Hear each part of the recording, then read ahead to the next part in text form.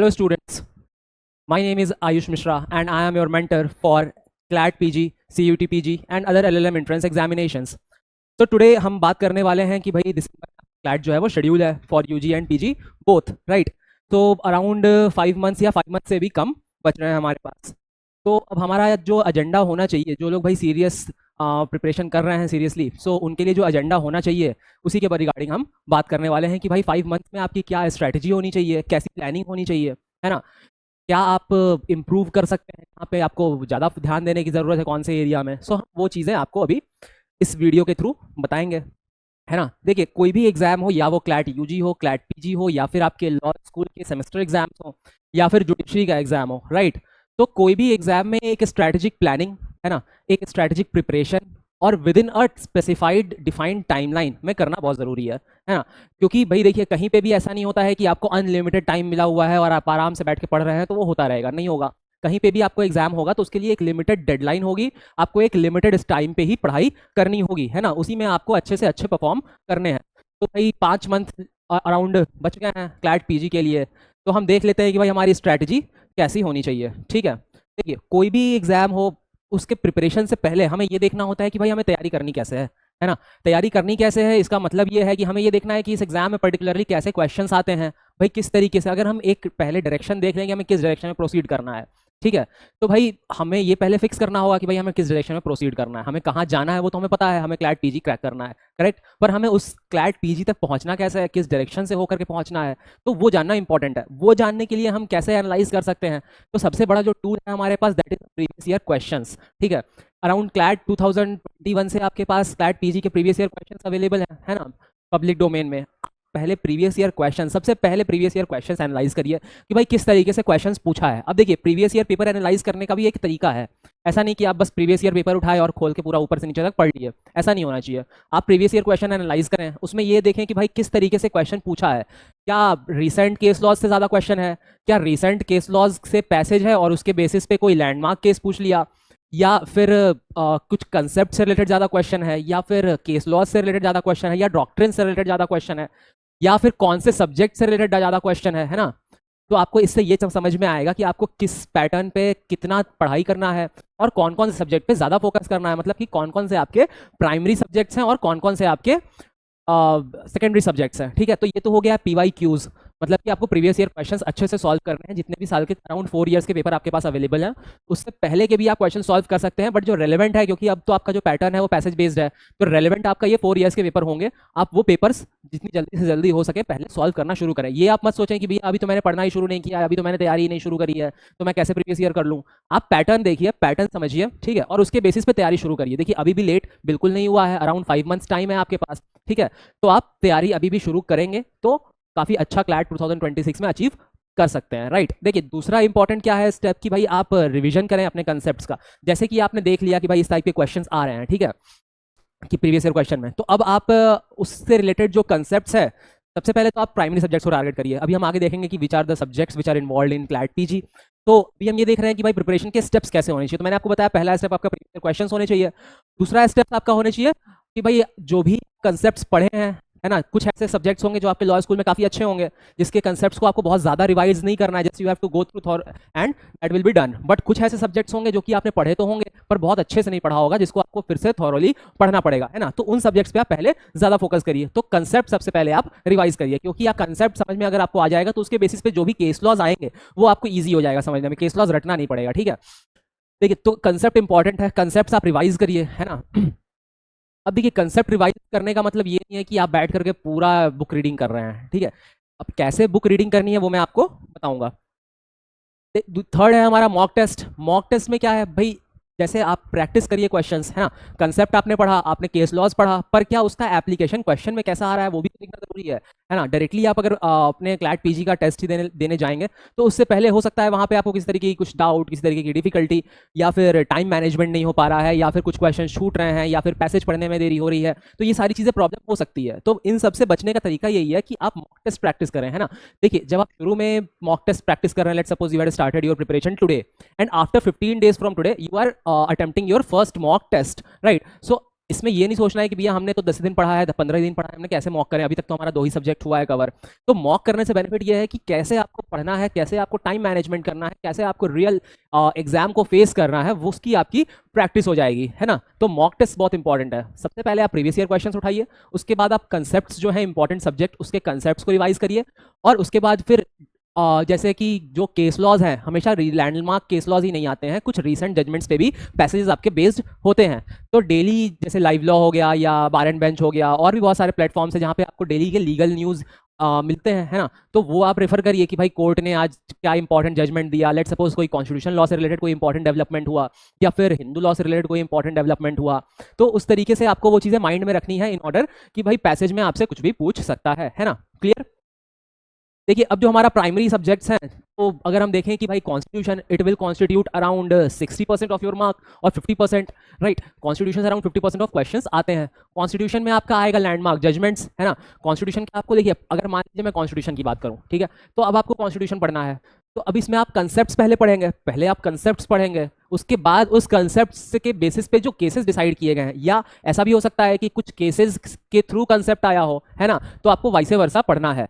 Clear. Concept से cases पढ़ना है, केसेस से कंसेप्ट पढ़ना है, दोनों तरीके से आपको पढ़ना है, ठीक है। उसके बाद डॉक्ट्रिन्स, देखिए ये सब जो होती है चीजें ना, केस लॉज, डॉक्ट्रिन्स या पर्टिकुलर कोई कंसेप्ट, ये सब इंपॉर्टेंट होता है, क्योंकि इससे आप कुछ डिराइव नहीं कर पाएंगे। पैसेज में लेट सपोज कुछ ऐसी चीजें लिखी हुई है जो आपको नहीं भी समझ में आ रहा है, पर बाकी चीजों के कॉन्टेक्स्ट में आप समझ जाएंगे। पर अगर मैं पूछ लूं कि what is doctrine of Eclipse, तो अगर मैं इसके कॉन्टेक्स्ट में कुछ भी नहीं लिखूं तो इट विल, अगर आपको याद होगा तो ही आप कर पाएंगे, याद नहीं होगा तो आप नहीं कर पाएंगे, या समझे नहीं होंगे तो आप नहीं कर पाएंगे, है ना। तो उसके बैकग्राउंड में क्या सारी चीजें हैं, वो सारी चीजें भी आपको पता होनी चाहिए। तो कॉन्स्टिट्यूशनल लॉ में इंपॉर्टेंट है कि आप कंसेप्ट्स देखें, लैंडमार्क जजमेंट्स देखें, रीसेंट कॉन्स्टिट्यूशनल डेवलपमेंट्स देखें, ठीक है। जैसे सीए देख सकते हैं, या फिर जैसे कि आपका और जो भी कॉन्स्टिट्यूशनल लॉज में चेंजेस हो रहे हैं, ठीक है, इंपॉर्टेंट अमेंडमेंट्स देख सकते हैं, ठीक है। उसके बाद आपका जूरिस्प्रूडेंस है। जूरिस्प्रूडेंस में आपके जो भी एकेडमिशियंस हैं या जो भी फिलोसफर्स हैं, उनकी क्या थ्योरीज हैं वो पढ़ना इंपॉर्टेंट है, क्या स्कूल्स हैं वो पढ़ना इंपॉर्टेंट है। एडमिनिस्ट्रेटिव लॉ है, कॉन्ट्रैक्ट है, टॉर्ट्स है, क्रिमिनल लॉ है, प्रॉपर्टी है, पब्लिक इंटरनेशनल लॉ है, टैक्स है, इन्वायरमेंट है, लेबर है, एंड मैनी मोर, है ना। तो ये बेसिकली क्या है, ये सब मेजर सब्जेक्ट्स हैं आपके, है ना। तो कॉन्स्टिट्यूशन इसमें one of the most important subject है, कॉन्स्टिट्यूशन और administrative law. It constitute around 50% of your questions, ठीक है। तो ये सारी चीजें आपको कवर करनी है। तो आप इसको डिवाइड कर सकते हैं, भाई हमारा जो इंपॉर्टेंट सब्जेक्ट है पहले हम उसको एक कैटेगरी में रख लें, ठीक है, जिसपे हमको पहले सबसे ज्यादा फोकस करना है। फिर हमारा जो लेस इंपॉर्टेंट सब्जेक्ट है उसको सेकंड कैटेगरी उसकी बनाएं, जिसपे हमको कम थोड़ा फोकस करना है, ठीक है। और थर्ड, देखिए, और थर्ड जो है आपका वो है जिसमें कि भाई इक्का दुक्का क्वेश्चन आते हैं। देखिए आपको ऐसा कुछ भी नहीं है जिसपे कम फोकस करना है, ठीक है, बट बस ये है कि एक कुछ सब्जेक्ट्स ऐसे हैं जिसपे आपको ज्यादा फोकस करना है, जैसे कि constitution, administrative, jurisprudence, contract, torts, family law, criminal law, property law, ये सब लॉज पे आपको थोड़ा ज्यादा केयर करना है, इन सब के लिए थोड़ा ज्यादा पढ़ाई करनी पड़ेगी, है ना। यही मैंने आपको बताया कि भाई ट्रेंड एनालिसिस करना पीवाईक्यू से ही ये चीजें हो सकती है ना। ट्रेंड एनालिसिस करना बहुत इंपॉर्टेंट है किसी भी पेपर के लिए, क्योंकि लेट सपोज आप पढ़ के गए हो कि आर्टिकल 21 आपने पढ़ के गया, अगर आपने ट्रेंड एनालिसिस नहीं किया है या प्रीवियस ईयर क्वेश्चंस नहीं देखे हैं, तो आपको ये पता नहीं होगा कि भाई आर्टिकल 21 में कैसे क्वेश्चंस बनेंगे, है ना। आप तो आर्टिकल 21 पढ़ के जाएंगे कि भाई आर्टिकल 21 क्या होता है, डेफिनेशंस पढ़ लिया आपने, उसके फैसेट्स पढ़ लिया आपने, है ना, पर उससे कैसे क्वेश्चंस आ रहे हैं, क्या आर्टिकल 21 का फैसेट एजुकेशन से रिलेटेड है, या फिर उसमें राइट टू लिवलीहुड से रिलेटेड है, या फिर कुछ राइट्स जो कि कोर्ट ने, कुछ ऐसे फंडामेंटल राइट्स जो कि कोर्ट ने डिराइव किए हैं, और पैसेज आपको आर्टिकल 21 के बेसिस पे कुछ और उसी में इनहेरेंट फंडामेंटल राइट्स हैं, है ना।